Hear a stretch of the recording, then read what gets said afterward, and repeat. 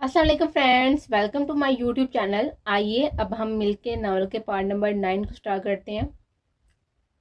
अल्लाह अल्लाह, ऐसे अपनी टीचर को गोद में बिठाकर कौन पढ़ता है? आप बिल्कुल भी अच्छे स्टूडेंट नहीं है। वो नौफल अहमद खान की जबरदस्ती खुद को उसकी गोद में बिठाने पर चिढ़ भी रही थी और वो बुखला भी रहे थे। तुम्हारा शोहर बीवी उसे शरारत करता हुआ आज भी उसे बुखलाए दे रहा था। ऐसे कैसे पढ़ाओगे? मुझसे नहीं होगा प्लीज, वो मनमनाए थी।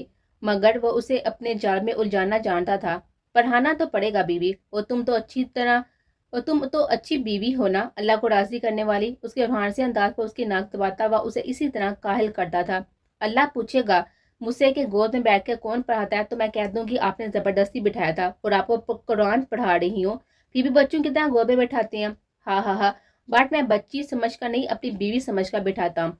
दूर से मुझे आवाज नहीं आती ना, तुम्हारी इसलिए करीब करना पड़ता है। चलो आप पढ़ाओ मुझे, इतने दिन से पढ़ा रही हो। ये तो बताया नहीं कि तजवीज या भी महारज वगैरह जरूरी क्यों है? अब वो सवाल करके उसका जहन इस तरफ से हटाने की कोशिश में था। बताओ बेबी, क्या तुम्हें नहीं पता? उसकी कंफ्यूजन समझता उसे उकसा रहा था। अल्हम्दुलिल्लाह पता है मुझे, सबसे पहले हमें यही बताया गया है। चलो फिर शुरू हो जाओ। उसके कहने पर उसको बताने लगी, क्योंकि अल्लाह ने कुरान में ही फरमाया था कुरान को उसकी तरतील के साथ पढ़ो, कुरान को उस तरह पढ़ो जैसा कि उसका हक है, यानी अल्लाह ने जैसा उतारा वैसे ही पढ़ना फर्ज है। आपको पता है बगैर महराज निकाले कुरान पढ़ना गुनाह है, क्योंकि उससे कुरान के मायने बदल जाती है। वो कुरान में तब्दीली बड़ा गुनाह है और आज हम यही कर रहे हैं। कुरान को जाहिलों की तरह पढ़ते हैं, जैसे हा की जगह हा, स्वाद की जगह सी, सा और जा की जगह जा। आप बताएं इससे मायने बदलेगा या नहीं? अल्हम्दुलिल्लाह का मतलब तमाम तारीफें अल्लाह के लिए, मगर बहुत से पढ़ने वाले पढ़ते हैं अल्हम्दुलिल्लाह, यानी तमाम पढ़ाइयाँ या फिर कचरा अल्लाह के लिए। नौज़बिल्लाह, अल्लाह माफ़ फरमाए। वो उसे हरफ की अदायगी के साथ समझा रही थी, बिल्कुल एक उस्ताद की तरह, और वो यकटा उस पर नजरें जमाए बहुत ही गौर से सुन रहा था। और जब उसको बताती थी तब उससे नहीं उलझाता था, इतना इस लिहाज उससे भी था। उससे 15 हरूफ है जिनकी मश्क बहुत जरूरी है, वरना एक दूसरे की जगह पढ़कर हम पूरे कुरान के मैनी को बदल देते हैं। फिर कहते हैं हम तो कुरान पढ़ते हैं मगर कोई फायदा नहीं होता। मैनी तब्दील करके जैसे पढ़ते हैं ना, अल्लाह वैसे ही तो देता है। अपने उस्ताद की बात सुने हूबहू उसको बताई थी। बहुत से लोग ऐसे हैं जिनकी बहुत कोशिश के बावजूद भी ये अल्फाज नहीं निकलते। उन पर कोशिश करना फर्ज है, वरना गुनाहगार होंगे, और फिर भी ना निकले तो लाचारी। अल्लाह पूरी उम्मत को तौफीक दे कुरान को सही पढ़ना सीखने की। यही तो बेहतरीन आदत थी उसकी कि हर अच्छी बात बताने के बाद वो पूरी उम्मत के लिए दुआ करते थे। और नौफल अहमद खान तो बाद उसको सुनने को तैयार रहना चाहता था। तमाम तर बच्चों जैसी आदतों के बावजूद भी दीन इल्म में उसका अंदाज दिल में उतरने वाला होता था। आपसे एक बात कहूँ, उम्मीद बड़ी नफ्स पर टिकी हुई थी। जितनी है ना सब बोलो बीवी, सारी इजाजतें हैं तुम्हें अपने शोर को कुछ भी कहने की पूछने की। उसके मामले में ऐसा ही तो हो गया था। वो एक आप एक नाजरा कुरान किसी अच्छे से कारी के सामने काले, इंशाल्लाह फिर कोई दिक्कत नहीं होगी इंशाल्लाह। उसको अपने हसा में कैद करता उसके कंधे पर सर टका गया था, जिससे हयात और नर्वस हो गई थी, मगर कुछ कर नहीं सकती थी। इस मामले में वो अपनी ही मनवाता था। और दूसरा हुक्म बीवी, उसके स्वापा उसने कुछ देर सोचा था और याद आते ही उसने फौरन पूछा था आपकी उम्र कितनी है? उसका स्वापा हैरान होता हुआ उसे जवाब दे गया था 27 साल। आपने कितनी उम्र तक मुकम्मल 5 वक्त की नमाज पढ़ी? 12 साल। और पूरे 15 साल तक मैंने एक भी नमाज नहीं पढ़ी। आपके लहजे में कुछ शर्मिंदगी थी। उसके गोद में बैठी वाब उसकी फोन में नमाजों का हिसाब लगाए थे।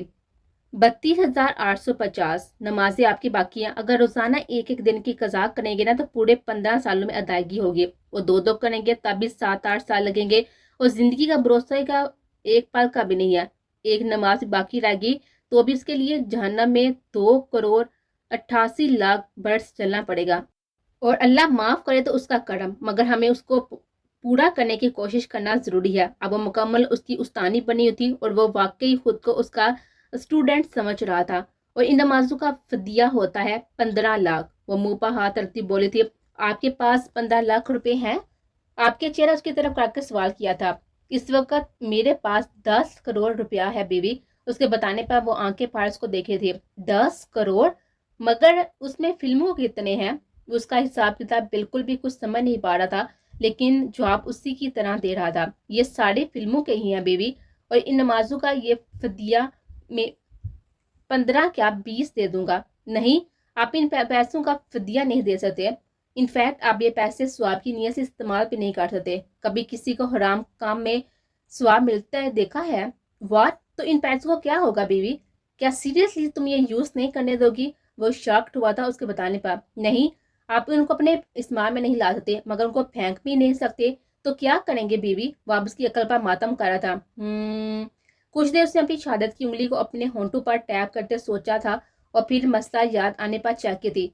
आप किसी हिंदू से 10 करोड़ कर्ज लें, उसको अपनी फिल्मों के पैसे वापस कर्ज की अदायगी में दे दें। इस तरह इंशाल्लाह फिर आपकी ये रकम हलाल हो जाएगी। लहजा पुरजोश था और नौफल अहमद खान जो सोच रहा था कि इतनी बड़ी रकम उसके लिए हराम हो जाएगी तो वो बिल्कुल फकीर हो जाएगा, मगर जिसकी बीवी हयात थी तो अल्लाह उसे कैसे फकीर होने देता। अपनी एक बेहतरीन नेमत देकर तो वो नौफल अहमद खान को दोनों जहां में गनी कर गया था। तो फिर नौफल अहमद खान कैसे ना इश्क करे अपनी बीवी से जो उसे कतरा कतरा जोड़ रही थी, और अगर उसके मामले में सब्र कर रहा था तो उससे इस सब्र से कई गुना बड़ी नेमत हासिल कर रहा था। सुनिए, वो कुछ पूछने वाली थी जब उसका फोन पर दादी की कॉल आई थी। उसका सवाल अधूरा रह गया था जो नौफल अहमद खान को याद रहने वाला था। वो जब से पूछना नहीं था वो जब तक पूछता नहीं था, क्योंकि उसकी बीवी का हर सवाल गहरे मसाइल में डूबा हुआ होता था। तुम कुछ पूछने वाली थी बीवी? दादी के फोन पर बात अधूरी रह गई थी। उसे अपने साथ लटाता उसका अधूरा सवाल पूछ रहा था। थोड़ी देर गौर करने पर उसे याद आ गया था। ओ, वो मैं पूछ रही थी कि यह घर जिसमें हम रहते हैं किन पैसों का है। उसका सवाल सुनकर वो कुछ देर हंसता रहा था।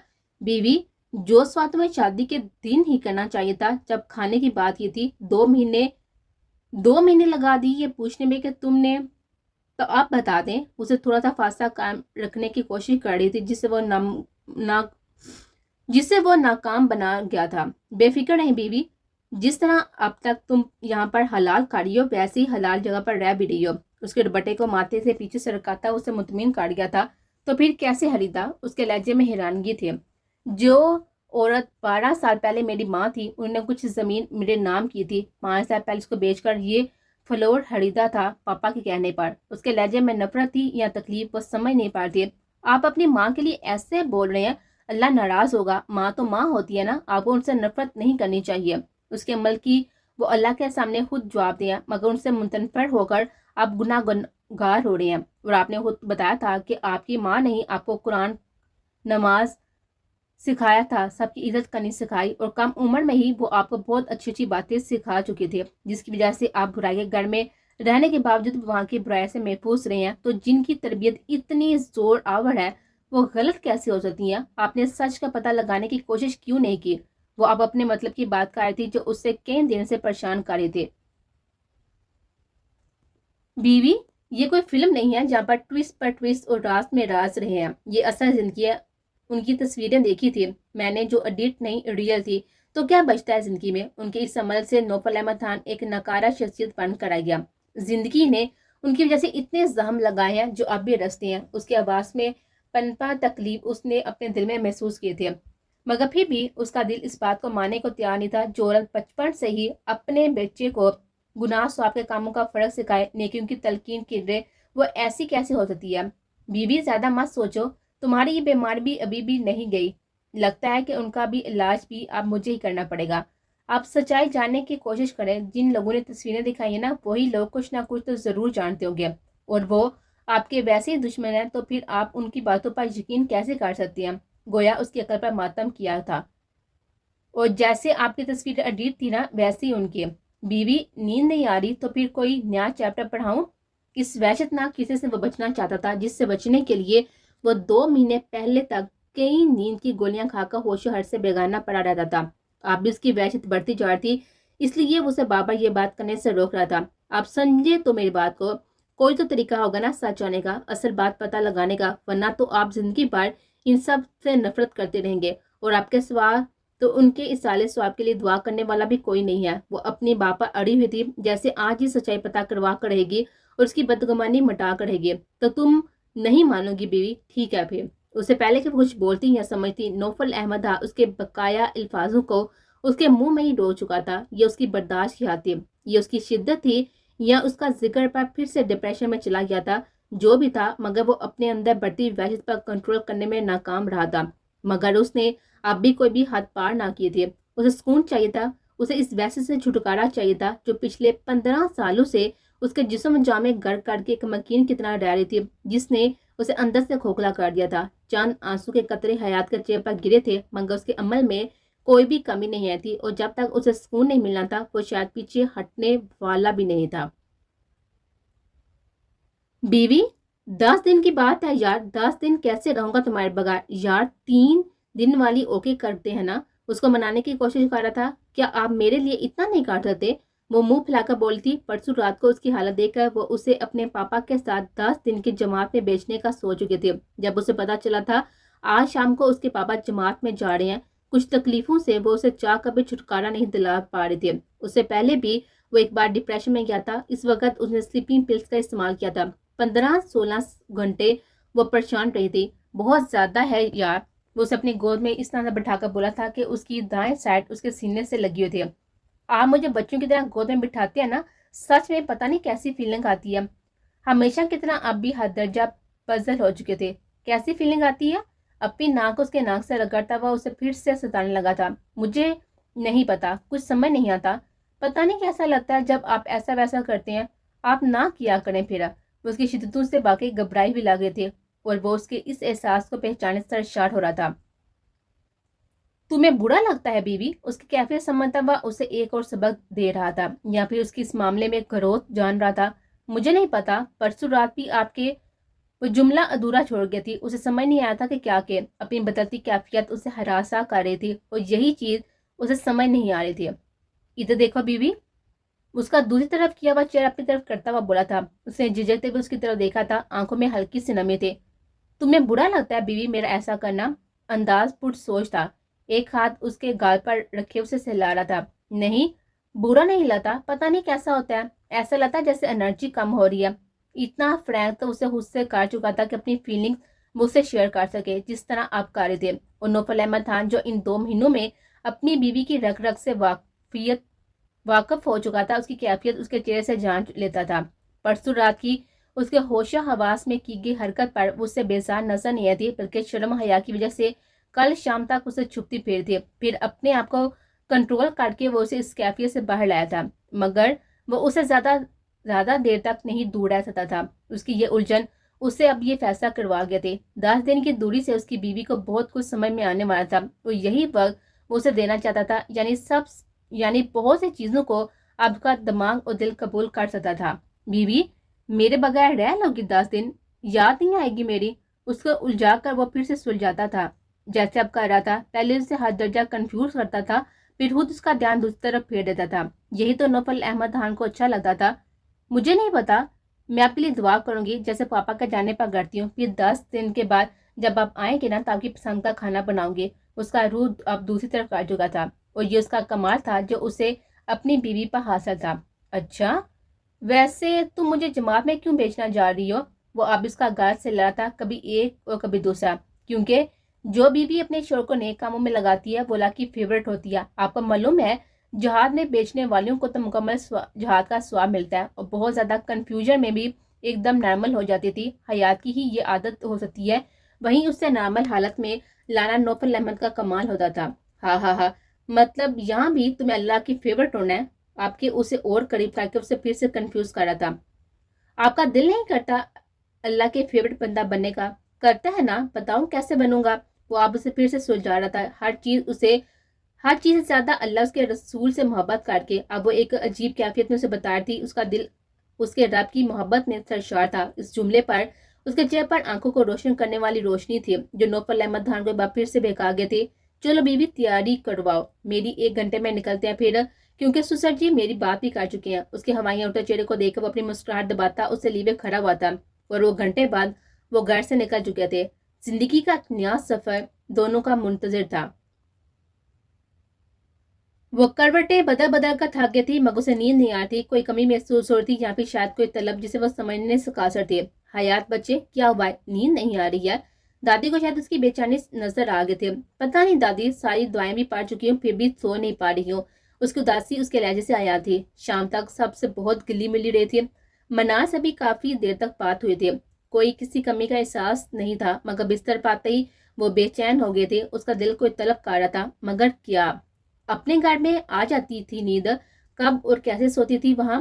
دادی کے پوچھنے پر چھٹ سے اسے نوفل احمد خان کا مضبوط حساس یاد آیا تھا، کیسے بچوں کی طرح لے کر سوتا تھا اسے، اور پھر اسے اپنے چھوٹے چھوٹے سوالوں سے جن کا مطلب تک اسے نہیں پتا ہوتا تھا کیسے زج کرتا تھا، اور پھر اس کے الٹے سوالوں پر کیسے اس پر چھا جاتا تھا، اسے چھپنے کو اس کے سینے کے علاوہ کچھ جگہ نہ ملتی تھی۔ جی دادی وہاں تو آرام سے آ جاتی تھی، اور کبھی ایسا نہیں ہوا۔ آج پتہ نہیں کیوں اس کی یہ اداسی تجربہ کار دادی کی سمجھ میں بہت جلد آ گئی تھی، جس میں ان کی یہ معصوم اور جلی پوتی اپنے دل میں پنپنے والے ان نئے جذبات کو الجھی ہوئی تھی۔ نوفل کی یاد آ رہی ہے بچے؟ اب دادی اس کی پہلی بار دوست بن گئی تھی، اس سوال پر اب ایسے ہی کرنے تھے انہوں نے۔ یاد کرو گی مجھے؟ بیوی 10 دن کے لیے جا رہا ہوں، کیسے رہوں گا یار تمہارے بغیر؟ دیکھنا تمہیں بھی نیند نہیں آئے گی میرے بغیر۔ یار فون تو دے دو، ایٹ لیسٹ بات تو کر لوں گا نا۔ اس نے کہا تھا کہ اللہ کے راستے میں دنیا کو لے کر نہیں جائیں۔ ٹھیک ہے بیوی، یہ میرا جہاد ہے، خود سے تم سے اللہ کے راستے میں ایک جہاد کے لیے نکل رہا ہوں، اور اب تمہارا جہاد ہی کروا کر لوٹوں گا۔ اللہ آپ کو کامیاب کرے، اسے قبول کرے۔ اور پھر کتنی ساری دعائیں اس پر پڑھ کر پھونکی تھی، جیسے اس کی مما اور دادی اس کے پاپا پر پھونکتی تھی۔ یار بیوی، کبھی تو تم مجھے دادی والی فیلنگ دیتی ہو، کبھی بالکل بچوں والی۔ یار بیوی والی فیلنگ کب دو گے؟ کب یہ احساس دلاؤ گے کہ نوفل احمد خان شادی شدہ ہے؟ اور وہ اس کے اس طرح چڑ کر کہنے پر کس حد تک ہنسی تھی اس کے سامنے پہلی بار، اور وہ کیسے اسے ہنستا ہوا ٹکٹکی باندھے دیکھ رہا تھا، اور پھر اس کی ہنسی میں اپنی ہنسی کے رنگ ملائے تھے، تو کیا اس کی قربتیں بھی مس کر رہی تھی؟ کس سوچ میں گم ہو گئی ہو؟ دادی کی آواز پر وہ چونکی تھی۔ ایسی محبت ہوتی ہے بچے شور سے، ہر ایک محبت سے منفرد، شور کے جاننے کے بعد یوں ہی بے کلی ہوتی ہے، اور تیرا شوہر تو ہے بھی سر پھرا، اسے تو یاد نہ کرنے والا بھی یاد کرے گا، اور تو پھر بھی اس کی محبوب بیوی ہے۔ ڈنگے کی چوک پر بتا کر گیا تھا، الگ الگ سب کو تیرا حیا رکھنے کی تاکید کر کے گیا ہے، اور وہ ایسی ہی تھی اس کے ساتھ جب وقت ہوتا تھا، ہر بات ایسے کھل کر کرتی تھی۔ اور دادی کی باتیں سن کر اپنے دل میں ایک ہلکا ہلکا سا درد محسوس کر رہی تھی، جو اسے ایک سرور بخش رہا تھا۔ پہلی بار اپنے شوہر کو سوچ رہی تھی، ایک الہی انداز میں، ایک الہی طریقے سے وہ کتنی دیر اسے سمجھاتی رہی تھی، اور شاید وہ سمجھ بھی رہی تھی۔ بلا تکلف وہ یہ اقرار کر گئی تھی کہ وہ اپنے شوہر کا اثر مس کر رہی ہے، اس کی عادی ہو چکی ہے۔ نوفل احمد خان کو اس کو 2 مہینوں تک اپنے تکیہ بنا کر سلانے کی عادت ڈال کر اچھا نہیں کیا تھا۔ جب تک اس کے ہسار میں ہوتی تھی تو بخلائی شرمائی رہتی تھی، اور آج وہ ہسا نہیں تھا تو وہ بے چین ہو رہی تھی۔ دادی سو چکی تھی، مگر وہ اب تک نہیں سو پائے تھے۔ جب بالکل بے چین ہو گئی تو اٹھ کر نوفل احمد خان کی وہاں پر چھوڑی ہوئی شرٹ، جو اس نے دھو کر اپنے ہی بیگ میں رکھی ہوئی تھی، نکالی تھی اور بنا سوچے سمجھے پہن لی تھی، اور ایسا عمل اس نے زندگی میں پہلی بار کیا تھا، اور وہ حیران تھی کہ وہ یہ کیا کر رہی ہے، مگر اس کی شرٹ پہن کر اسے محسوس ہوا تھا جیسے وہ مکمل نوفل احمد خان کے حصار میں ہے، اور پھر ایسے ہی اسے محسوس کرتے کرتے نیند کی وادیوں میں اتر گئے تھے۔ اے بچے ذرا صحیح سے کھاؤ، یاد نہیں کیا کہہ کر گیا تھا تیرا میاں؟ اس کے آنے تک 2 کلو اور وزن بڑھ جانا چاہیے۔ علی الاعلان کہہ کر گیا تھا تیرا خیال رکھنے کو، اگر کھانے پینے میں کوتاہی ہوئی تو وہ ناراض ہو جائے گا۔ اسے اس کی ہدایت یاد آئی تھی، جاتے وقت کس طرح سے وہ اپنی بے قراری اس پر انڈیل رہا تھا۔ بیوی، ڈیلی روٹین میں کوئی بھی چینجنگ نہیں ہونی چاہیے۔ نوفل احمد خان تمہارے پاس مجسم نہیں ہوگا، مگر اس کا تحلیل ہر وقت تمہارے ساتھ ہونا چاہیے۔ میں اللہ کے راستے میں نکل رہا ہوں تو تمہیں اسی اللہ کے نام پر بطور امانت تمہارے پاس چھوڑ کر جا رہا ہوں، اور مجھے میری امانت میں کوئی بھی کمی نہیں چاہیے۔ اور پھر کتنی پال وہ اس کے ساتھ جی کر اللہ کی راہ میں نکل پڑا تھا۔ وہ کہہ کر گیا تھا کہ یہ اس کے لیے جہاد ہے جو اس سے بیوی کروا رہی ہے، اس کی اس جہاد میں اس سے زیادہ کی حقدار ہے۔ ایک مسکراہٹ اس کے لبوں پر آئی تھی، اور پھر باقی اس نے اور سب نے اس کا خیال ایسا رکھا تھا جیسے نوفل احمد خان مجسم رکھتا تھا۔ 2 پاک محبتیں مل کر اسے پر نور کر رہے تھے۔ دادی یہ پیسے آپ ساجدہ چچی کے گھر بھجوا دیں، یہ میرے 2 مہینے کے صدقے کے پیسے ہیں، انشاءاللہ ان کا 1 مہینے کا راشن آ جائے گا۔ ماشاءاللہ، واقعی اللہ نے اس کی دعا سنی تھی، اور 2 دن پہلے ہی وہ بڑی پریشان تھی۔ میں خود جا کر دے آؤں گی۔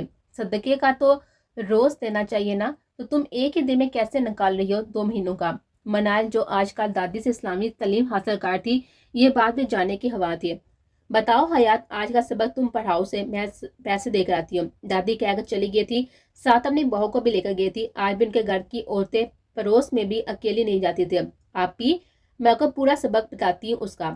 اللہ زمین پر صبح شام کچھ آفتیں نازل کرتا ہے، اور آپ صلی اللہ علیہ وسلم نے ان آفتوں سے بچنے کا علاج صدقہ بتایا ہے. تو یہ صدقہ اگر مصیبتیں و آفتیں اترنے سے پہلے کر دیا جائے تو یہ بالکل ایسا ہے جیسے بارش ہونے سے پہلے گھر کی چھت ٹھیک کر لی جائے. تو بارش کوئی نقصان نہیں پہنچاتی، یعنی یہ ہمارے اور مصیبتوں کے درمیان دیوار بن جاتا ہے اور بلائیں اس دیوار کو بالکل بھی پھاند نہیں سکتی ہے. میں تہجد کی نماز کے بعد صدقہ نکال دیتی ہوں، ایک ڈبہ بنایا ہوا ہے، پھر اللہ جتنی توفیق دے اور وہ رقم میں دعا کر کے اللہ کے حکم سے جہاں وہ پر بھجوانا چاہتا ہے بھجوا دیتی ہوں. تمہیں اتنا عمدہ طریقے سے کیسے آتا ہے حیات؟ منال اس کے اتنے مناسب اور خوبصورت انداز میں سمجھانے پر ابھی تک حیرت میں تھی. نہیں اپی، طریقہ تو میرا بالکل عمدہ نہیں ہے. یہ کہتے ہیں کہ ایسا لگتا ہے جیسے ایک ٹرین بچہ جس کو یہ سب بولنے کی ٹریننگ دی گئی ہو، جو بنا رکے ایک ایک پوائنٹ سمجھاتا چلا جا رہا تھا مگر اپنا بچکانہ پن نہیں چھپاتا تھا. تم بالکل ویسے ہی بولتی ہو. پھر کہتے ہیں بیوی بنا سگنل کے دل کی گہرائی میں اترتی ہے تمہاری بات. اور اس کی بات سن کر مناہل پیتاشا ہنسنے لگی تھی اور حیات کو محسوس ہی نہیں ہوا تھا کہ وہ ہر بات میں نوفل احمد کا حوالہ دے رہی تھی. تمہاری فجر مس ہوتی ہے، میری کبھی کبھی کبھار مس ہو جاتی ہے. الحمدللہ فرض نمازوں میں اللہ کا بڑا احسان ہے، مگر کبھی کبھی اشراق اور تہجد میں کوتاہی ہو جاتی ہے. مگر میں روزانہ عشاء کی سنت کے بعد والی نفل میں تہجد کی نیت کر لیتی ہوں اور فجر کی نماز کے بعد سورہ ضحیٰ پورے جوارے کے صدقے کی نیت سے پڑھ لیتی ہوں. اور آپ کو پتہ ہے کہ اس کے پڑھنے کا ثواب کیا ہے؟ پرجوش عوام میں منانے سوالیہ نظر اس کی طرف اٹھی تھی. جتنے بھی پہاڑ ہیں نا، ان سب کے برابر سونا چاندی صدقہ کرنے کا ثواب. ان نے سب سے پہلے بھی یہی صورت یاد کی. جب بھی وہ یہ باتیں کرتی تھی اس کا چہرہ روشن رہتا تھا جیسے کوئی غیبی ٹارچ اس کے چہرے پر پڑ رہی ہو. اس لیے ہوتا تھا کیونکہ اس کا یہ عمل ریا سے پاک اور اللہ کے لیے تھا. اور آج ہم چاہے رات بھر نفلیں پڑھیں، روزے رکھیں، قرآن پڑھیں تو بھی ہمارے چہرے پر پھٹکار پڑتی ہے، کیونکہ ہمارا یہ سارا عمل ہماری غفلت میں ہوتا ہے. نماز پڑھتے ہیں تو ساری دنیا سامنے ہوتی ہے، قرآن پڑھتے ہیں تو بھی ہم بس پڑھتے چلے جاتے ہیں، مطلب وامینی اس کی قدر و منزلت محسوس نہیں کرتے. پھر جب ہم یہ بات کسی اور کو بتاتے ہیں تو مقابل الٹا جواب دے دیتے ہیں. تو جو عمل ہمارے خود کے دل پر اثر نہیں کرتا وہ زبان سے کسی اور کے دل پر کیا اثر کرے گا؟ حالانکہ تمہارا رب تم سے عبادت کی کثرت کا سوال نہیں کرتا بلکہ تمہارے حلوس کو دیتا ہے. یہ اس کی چاہت ہے. بے ریا عمل چاہے تھوڑا ہی کیوں نہ ہو. بہت کچھ ہے حیات تمہارے پاس، اتنی اچھی مشق ماشاءاللہ. یہ سب تو آپ کی دادی، ماما، پاپا اور میرے استاذہ کا احسان ہے.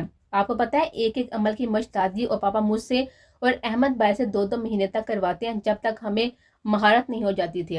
روزانہ کی مشق کے بعد بھی کھانا ملتا تھا اور منال کے دل نے شدت سے حیا جیسی ہونے کی دعا کی تھی جس کے صرف جانے سے ہی نوفل احمد حیات ہدایت کی راہ پا گیا تھا. آپ تو رومال کھول دو بڑھودار. انہیں جماعت میں آئے ہوئے 6 دن تھا مگر نوفل احمد خان پہلے دن کی طرح ہی سب کے سامنے چہرے پر رومال باندھ کر آتا تھا. سچی سارے لوگ آپ کے گھر کی طرح ٹی وی اور فلمی دنیا سے ناپید نہیں ہے. نوفل احمد خان ہندوستان کا جانا مانا نام ہے. لوگ اس کے چہرے کو دیکھنے کی تمنا رکھتے ہیں اور یہ سب کے چہرے پر واقف ہے. میری بیوی نے مجھے نیک کام کے لیے بھیجا اور میں اپنا چہرہ ظاہر کر کے لوگوں کا دھیان اپنی طرف کروا کر ان کی نیکی و نورانیت کو کم نہیں کرنا چاہتا. اپنے نفس پر پیر رکھ کر آیا ہوں. میرے لیے یہ جہاد ہے اور میری بیوی کی تمنا ہے کہ اسے جہاد کا ثواب ملے. یہ لوگ میرے بارے میں کیا باتیں کرنے کے مجھے فرق نہیں پڑتا. مجھے بس اپنے اور اپنی بیوی کے لیے یہ جہاد کرنا ہے.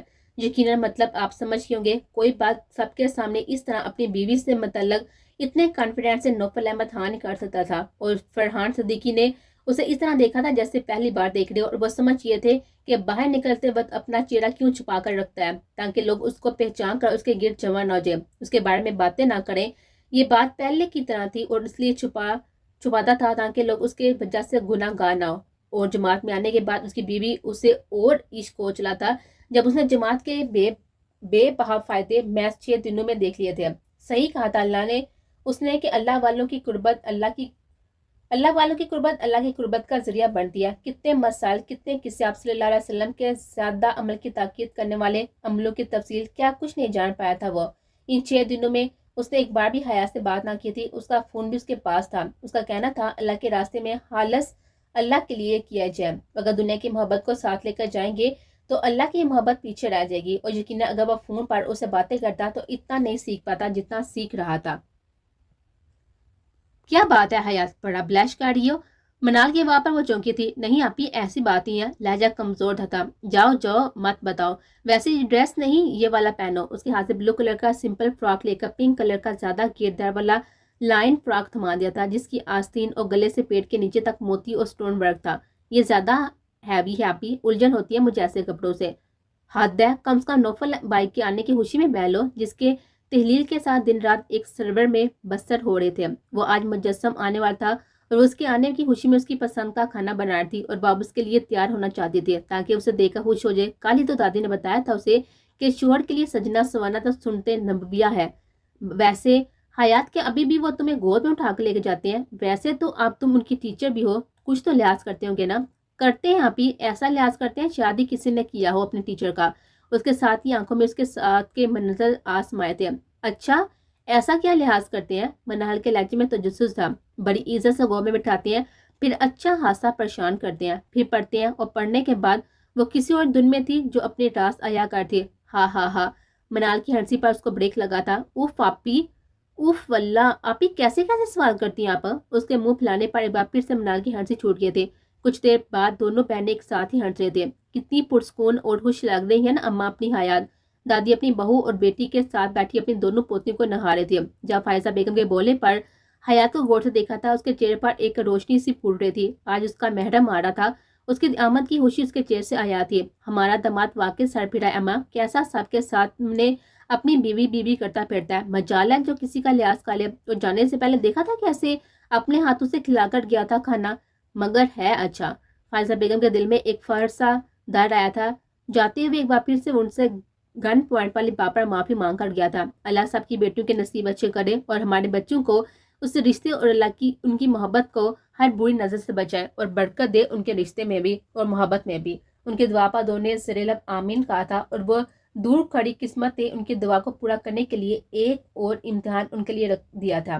آج پڑھائی کے بعد امتحان میں تو ضرور دیا جاتا ہے نا۔ اب یہ پڑھنے والے پر ہوتا ہے کہ وہ کس طرح پڑھ کر کیسا رزلٹ لائے گا، اور اللہ نے ان پڑھنے والوں کا ایک اور پرچہ لکھ دیا تھا۔ اب دیکھنا یہ تھا کہ کون اس کے فیصلے پر راضی ہوتا ہے، کون